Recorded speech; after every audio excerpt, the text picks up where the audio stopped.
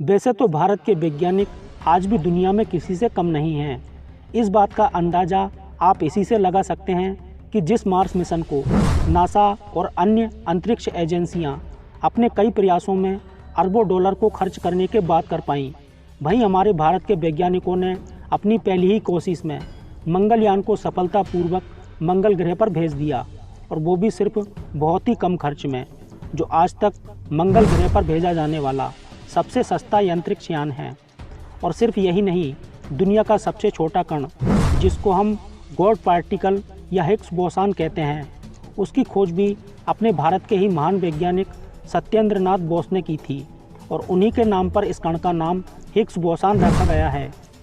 दोस्तों, आप माने चाहे ना माने, मगर जो आधुनिक आविष्कार आज मानव ने धरती पर किए हैं, उनमें से कई आविष्कार भारत पहले ही कर चुका था, और आज के इस वीडियो में हम इन्हीं आविष्कारों के बारे में जानेंगे। तो वीडियो को एंड तक ज़रूर देखना, और यदि चैनल पर नए आए हैं तो प्लीज़ चैनल को सब्सक्राइब ज़रूर कर लें, और साथ में घंटी वाला बेल आइकन भी दबा दें, ताकि नए वीडियो का नोटिफिकेशन आपको सबसे पहले मिल सके। नंबर 1 पर है बिजली। मैं जानता हूँ आपको पता है, आधुनिक बिजली का आविष्कार माइकल फैराडे ने किया था, और बल्ब का आविष्कार थॉमस एडिसन ने। और इस बात को आप भी जानते ही होंगे कि बल्ब को बनाते टाइम थॉमस एडिसन 1000 बार असफल हुए थे, लेकिन यह आविष्कार महर्षि अगस्त्य पहले ही कर चुके थे, क्योंकि थॉमस एडिसन अपनी किताब में खुद लिखते हैं कि एक रात में महर्षि अगस्त्य द्वारा लिखे गए संस्कृत का एक वाक्य को पढ़ते पढ़ते सो गया। उस रात मुझे स्वप्न में संस्कृत के उस वचन का अर्थ और रहस्य समझ में आया, जिसका अर्थ था कि एक मिट्टी का पात्र लें, उसमें कॉपर सीड डालें तथा कॉपर सल्फेट डालें, फिर बीच में गीली लकड़ी की डस्ट लगाएं, ऊपर मरकरी तथा जिंक डालें, फिर तारों को मिलाएंगे तो उसमें मित्रा वरुण शक्ति यानी इलेक्ट्रिसिटी का उदय होगा। नंबर 2 पर है गुरुत्वाकर्षण का नियम। इस बात से मैं मना नहीं करता कि न्यूटन ने गुरुत्वाकर्षण की खोज की थी, लेकिन यदि मैं कहूँ कि गुरुत्वाकर्षण की खोज उससे पहले ही हो चुकी थी तो आप यकीन करेंगे? चलिए कोई बात नहीं, आपको बता देते हैं भारत में गुरुत्वाकर्षण की खोज किसने की थी। प्राचीन भारत के सुप्रसिद्ध गणितज्ञ एवं खगोल शास्त्री भास्कराचार्य के बारे में तो आपने पढ़ा ही होगा।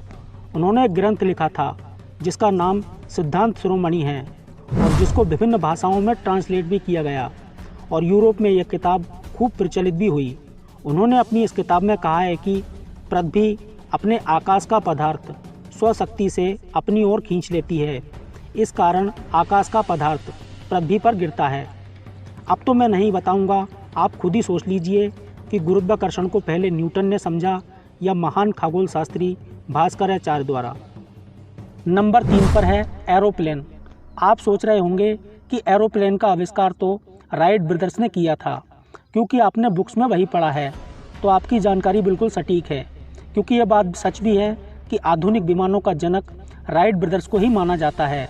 मगर महर्षि भारद्वाज द्वारा 14वीं शताब्दी से ईसा पूर्व लिखित एक ग्रंथ विमान शास्त्र, जो कि संस्कृत पद में रचित एक ग्रंथ है, जिसमें विमानों के बारे में विस्तार से जानकारी दी गई है।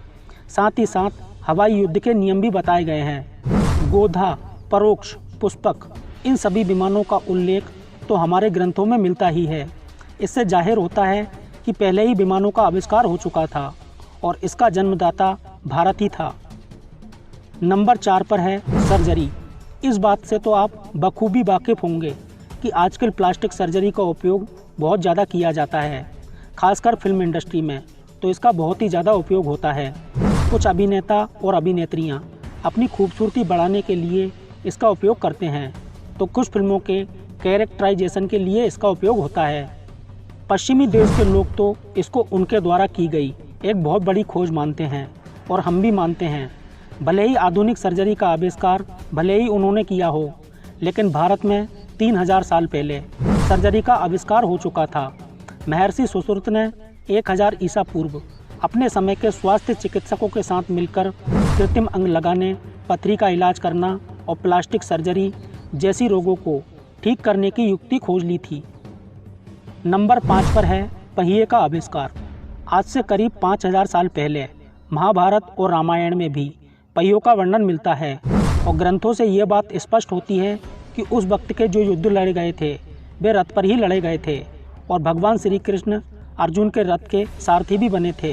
तो इस बात में कोई संदेह नहीं होना चाहिए कि पहिए का आविष्कार ईरान में नहीं बल्कि भारत में हुआ था।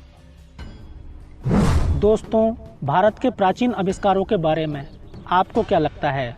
आपकी राय हमें कमेंट करके ज़रूर बताएं। और यदि आपको वीडियो अच्छा लगा हो तो प्लीज़ वीडियो को लाइक करें, फ्रेंड्स के साथ शेयर करें और ऐसी ही और जानकारियां पाने के लिए चैनल को सब्सक्राइब करना ना भूलें।